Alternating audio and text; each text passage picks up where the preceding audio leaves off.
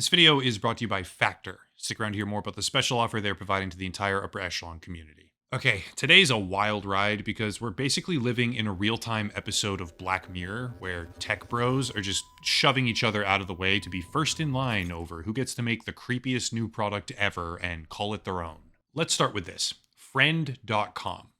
Bear with me here. Friend.com is a domain name, obviously, purchased by a media-titled whiz kid named Avi Schiffman. The website is the primary home base for his new product called Friend, which is an AI necklace, which is basically just a microphone, that connects by Bluetooth to your smartphone and listens to everything that happens around you. It's an AI friend because it records your conversations, tracks your overall location, and basically intrudes on your life, then talking to you through your phone as if it's somehow your friend. Pretty creepy, right? Well, the necklace costs $99. It's available for pre-order right now, but the surrounding context of what this is, where it came from, and who's responsible for it especially, is just fantastically bizarre. In a world where people are climbing over each other to make the biggest invasion of privacy they can possibly think of and sell it to rabid consumers. Let's begin. Friend, this new fresh hell AI privacy invading necklace, with some of the creepiest marketing I've ever seen in my life, by the way, is built around the domain name friend.com, but that domain name allegedly cost $1.8 million. Sure, that's not exactly uncommon in the world of domain name purchases. HBO spent roughly the same amount for max.com when switching the branding to their new streaming service in 2023. But what stands out the most, in my opinion, is that this new AI technology company has only raised $2.5 million, according to TechCrunch, which makes the purchase of a $1.8 million domain name the lion's share of the entire company's net worth right now. To be fair, it's probably on a payment plan. People buy and sell popular domain names all the time, sometimes going out as much as 5 years with monthly payment installations. But trust me when I say this, the price of the website is probably the least interesting thing about this company. Interesting in this context meaning horrifying and shady. It just happens to be the reason I fell down the rabbit hole. Here we go. TechCrunch describes Avi Schiffman as, quote, a Harvard dropout who built a Webby Award-winning website that tracks COVID-19, end quote, with a link redirecting here, Facebook, where Dr. Fauci is presenting an award to Avi Schiffman directly for his creation of this website called ncov2019.live. This earned him Webby Person of the Year in 2020, again presented by Dr. Fauci, but was also a meteoric rise to fame in general, which saw him featured by everyone from Bloomberg all the way to MIT Technology Review. A Teenager's Guide to Building the World's Best Pandemic and Protest Trackers, or The High Schooler Who Became a COVID-19 Watchdog, that one's from The New Yorker, and even The Coronavirus Dashboard Creator Has a New Target, Elections, from Wired Magazine. Even Nigel D'Souza, editor at CNBC, was saying things like, this kid is a superhero, as Avi Schiffman got real famous real fast, and now he's making a privacy-invading AI necklace, but something doesn't feel right.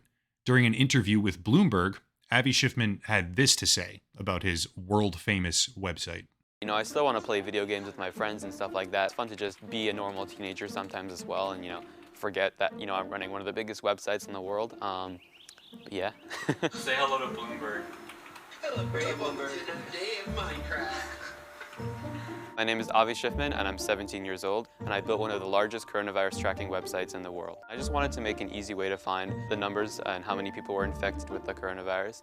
And I noticed it was just really hard. I mean, you had to go to Chinese government websites to get the most up-to-date information, but it was all in Chinese.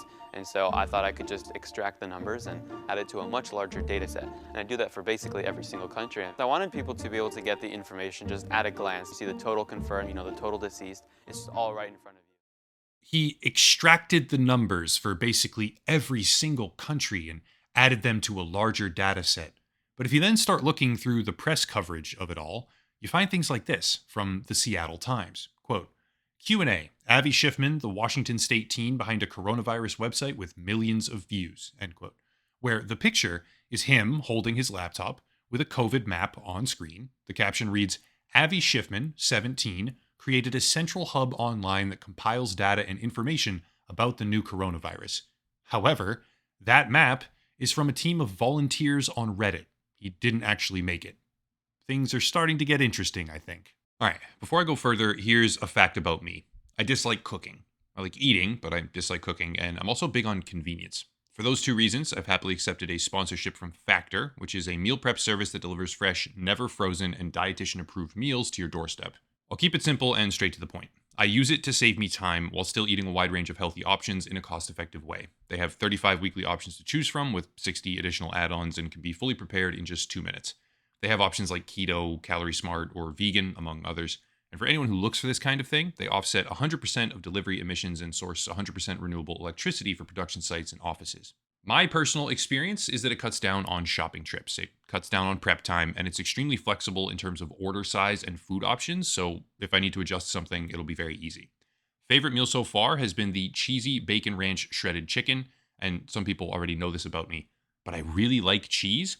If something says cheese in the name, give me the cheese. Don't sprinkle a tiny bit on there and act like that's worth my time. Factor actually puts a good amount of cheese. It may seem small, but it's a pretty big deal to me. If you want to learn more, head to factor75.com or click the link down below and use code Echelon50 to get 50% off your first Factor box and 20% off your next month of orders. That's code Echelon50 at factor75.com to get 50% off your first box plus 20% off your next month of orders. Big thank you to Factor for sponsoring the channel. Back on task. This is where the rabbit hole gets much deeper very quickly. This was called out publicly, the usage of a map that wasn't made by him as part of the world popular website that he got famous for, with allegations posted on the subreddit Off My Chest 2 years ago, then copied over into the Harvard subreddit as well. Down below the call out in the Harvard one, an account named Meepo69 responded, which turned out to be Avi Schiffman, giving his side of the story, trying to clarify these allegations. He mostly just said, I told the reporter that the map was from the Reddit team and I credited you guys, so it's all good, not my fault. But what's important here is the account name, Meepo69. Why is it important? Because if you go back to the height of this website's popularity around April 2020, actually the day after CNBC editor Nigel D'Souza called him a superhero, you can see an archive where the source code of the website straight up shows that he's scraping all of the data from a news agency called BNO, which was the real source. Let's go back to that Bloomberg interview, I think. My name is Avi Schiffman, and I'm 17 years old, and I built one of the largest coronavirus tracking websites in the world. And so I thought I could just extract the numbers and add it to a much larger data set. And I do that for basically every single country. Well, it turns out that the Reddit account Meepo69 openly confirmed this on multiple separate occasions. Quote, I just get my data from BNO, so I rely on them to be accurate. Yeah, this incredible website leading to Avi Schiffman becoming Person of the Year in the Webby Awards and recognized by everyone from major media figures to government officials, even billionaires, was just data scraped from BNO and reskinned with a bonus map from Reddit that was made by a team of volunteers, not by him. So why does it matter? Well, it matters because now Avi Schiffman is launching some new dystopian AI companion garbage, but this new venture is also plagued by controversy. Controversy beyond the fact that this is the stupidest product ever. It's creepy, it's unnecessary, and it's invasive to everyone's privacy, not just the person wearing it.